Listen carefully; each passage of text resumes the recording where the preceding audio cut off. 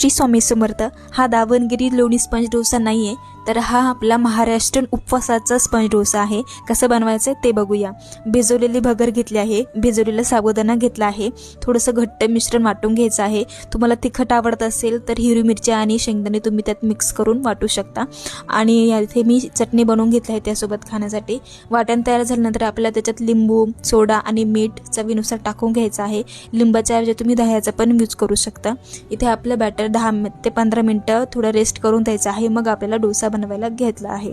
तर इथे डोसा आपला रेडी आहे. तुम्ही बघू शकता किती छान जाळीदार असा आपला डोसा रेडी आहे आणि खूपच जाळीदार, खूपच स्पंजी असा होतो.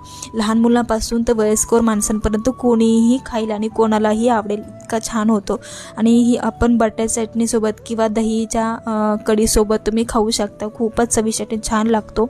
जर तुम्हाला ही रेसिपी आवडली असेल तर व्हिडिओला लाईक, शेअर आणि सबस्क्राईब नक्की करा. धन्यवाद.